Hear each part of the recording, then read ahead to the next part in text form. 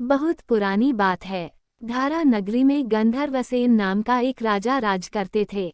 उसके 4 रानियां थीं। उनके 6 लड़के थे जो सब के सब बड़े ही चतुर और बलवान थे। संयोग से एक दिन राजा की मृत्यु हो गई और उनकी जगह उनका बड़ा बेटा शंख गद्दी पर बैठा। उसने कुछ दिन राज किया, लेकिन छोटे भाई विक्रम ने उसे मार डाला और स्वयं राजा बन बैठा। उसका राज्य दिनों दिन बढ़ता गया और वह सारे जम्बूद्वीप का राजा बन बैठा। एक दिन उसके मन में आया कि उसे घूमकर सैर करनी चाहिए और जिन देशों के नाम उसने सुने हैं उन्हें देखना चाहिए।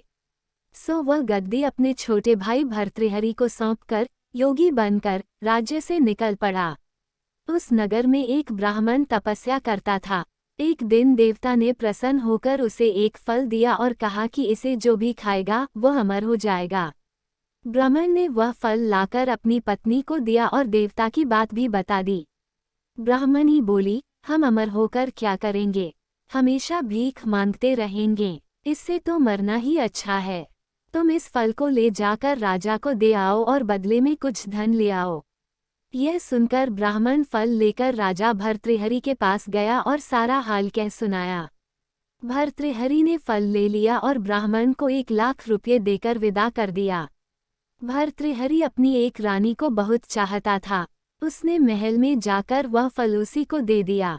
रानी की मित्रता शहर कोतवाल से थी। उसने वह फल कोतवाल को दे दिया। कोतवाल एक वेश्या के पास जाया करता था। वह उस फल को उस वेश्या को दे आया। वेश्या ने सोचा कि यह फल तो राजा को खाना चाहिए। वह उसे लेकर राजा भर्तृहरि के पास गई और उसे दे दिया। भर्तृहरि ने उसे बहुत सा धन दिया, लेकिन जब उसने फल को अच्छी तरह से देखा तो पहचान लिया।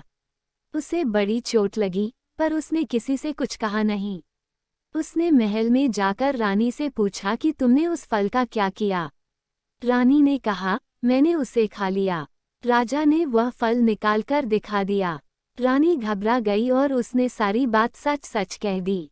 भर्तृहरि ने पता लगाया तो उसे पूरी बात ठीक ठीक मालूम हो गई। वह बहुत दुखी हुआ। उसने सोचा, यह दुनिया माया जाल है, इसमें अपना कोई नहीं। वो फल लेकर बाहर आया और उसे धुलवाकर स्वयं खा लिया।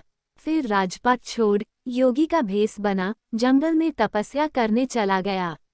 भर्तृहरि के जंगल में चले जाने से विक्रम की गद्दी सूनी हो गई। जब राजा इंद्र को यह समाचार मिला तो उन्होंने एक देव को धारा नगरी की रखवाली के लिए भेज दिया। वह रात दिन वहीं रहने लगा। भर्तृहरि के राजपाट छोड़कर वन में चले जाने की बात विक्रम को मालूम हुई तो वह लौटकर अपने देश में आया। आधी रात का समय था। जब वह नगर में घुसने लगा तो देव ने उसे रोका। राजा ने कहा, मैं विक्रम हूँ, यह मेरा राज है, तुम रोकने वाले कौन होते? देव बोला, मुझे राजा इंद्र ने इस नगर की चौकसी के लिए भेजा है। तुम सच्चे राजा विक्रम हो तो आओ, पहले मुझसे लड़ो। दोनों में लड़ाई हुई। राजा ने जरा सी देर में देव को पछाड़ दिया। तब देव बोला, हे राजन, तुमने मुझे हरा दिया, मैं तुम्हें जीवन दान देता हूँ। इसके बाद देव ने कहा, राजन, एक नगर और एक नक्षत्र में तुम 3 आदमी पैदा हुए थे। तुमने राजा के घर में जन्म लिया, दूसरे ने तेली के और तीसरे ने कुम्हार के। तुम यहाँ का राज करते हो, तेली पाताल का राज करता था। कुम्हार ने योग साधकर तेली को मारकर शमशान में पिशाच बना सिरस के पेड़ से लटका दिया है। अब वो तुम्हें मारने की फिराक में है, उससे सावधान रहना। इतना कहकर देव चला गया और राजा महल में आ गया। राजा को वापस आया देख सबको बड़ी खुशी हुई। नगर में आनंद मनाया गया। राजा फिर राज करने लगा। एक दिन की बात है कि शांतिशील नाम का एक योगी राजा के पास दरबार में आया और उसे एक फल देकर चला गया। राजा को आशंका हुई कि देव ने जिस आदमी को बताया था, कहीं यह वही तो नहीं है। यह सोच उसने फल नहीं खाया, भंडारी को दे दिया। योगी हर रोज आता और राजा को एक फल दे जाता। संयोग से एक दिन राजा अपना अस्तबल देखने गया था। योगी वहीं पहुंच और फल राजा के हाथ में दे दिया। राजा ने उसे उछाला तो वह हाथ से छूटकर धरती पर गिर पड़ा। उसी समय एक बंदर ने झपटकर उसे उठा लिया और तोड़ डाला। उसमें से एक लाल निकला, जिसकी चमक से सबकी आंखें चौंधिया गईं। राजा को बड़ा अचरज हुआ। उसने योगी से पूछा, आप यह लाल मुझे रोज क्यों दे जाते हैं? योगी ने जवाब दिया, महाराज, राजा, गुरु, ज्योतिषी, वैद्य और बेटी, इनके घर कभी खाली हाथ नहीं जाना चाहिए। राजा ने भंडारी को बुलाकर पीछे के सब फल मंगवाए और उन्हें तुड़वाने पर सब में से एक एक लाल निकला। इतने लाल देखकर राजा को बड़ा हर्ष हुआ। उसने जौहरी को बुलवाकर उनका मूल्य पूछा। जौहरी बोला, महाराज, ये लाल इतने कीमती हैं कि इनका मोल करोड़ों रुपयों में भी नहीं आंका जा सकता। एक एक लाल एक एक राज्य के बराबर है।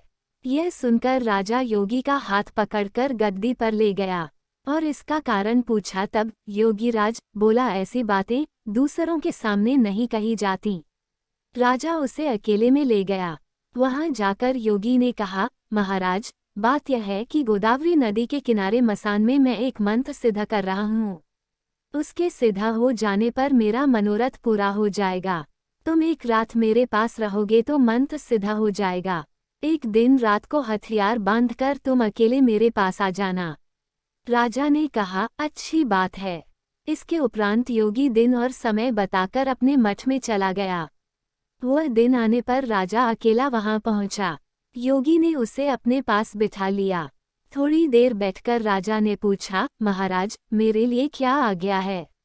योगी ने कहा, राजन, यहाँ से दक्षिण दिशा में 2 कोस की दूरी पर मसान में एक सिरस के पेड़ पर एक मुर्दा लटका है। उसे मेरे पास ले आओ, तब तक मैं यहाँ पूजा करता हूँ। यह सुनकर राजा वहां से चल दिया। बड़ी भयंकर रात थी। चारों ओर अंधेरा फैला था। पानी बरस रहा था। भूत प्रेत शोर मचा रहे थे। सांप आकर पैरों में लिपटते थे, लेकिन राजा हिम्मत से आगे बढ़ता गया।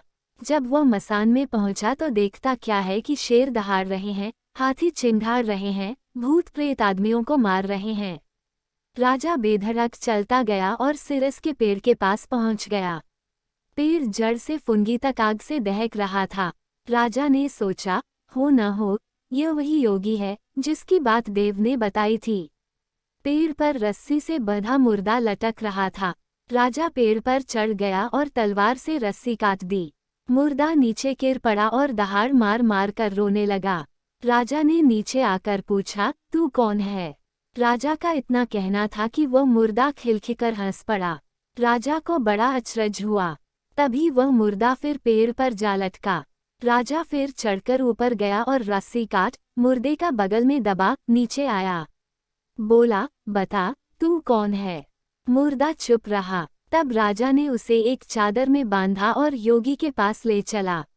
रास्ते में वह मुर्दा बोला, मैं बेताल हूँ। तू कौन है और मुझे कहाँ ले जा रहा है? राजा ने कहा, मेरा नाम विक्रम है। मैं धारा नगरी का राजा हूँ। मैं तुझे योगी के पास ले जा रहा हूँ। बेताल बोला, मैं एक शर्त पर चलूंगा। अगर तू रास्ते में बोलेगा तो मैं लौटकर पेड़ पर जा लटकूंगा। राजा ने उसकी बात मान ली।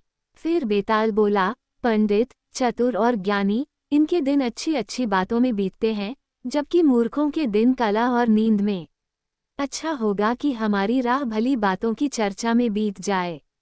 मैं तुझे एक कहानी सुनाता हूँ, ले सुन। इस कहानी का अगला भाग सुनने के लिए वीडियो को लाइक और चैनल को सब्सक्राइब करें और कमेंट बॉक्स में यस लिखें।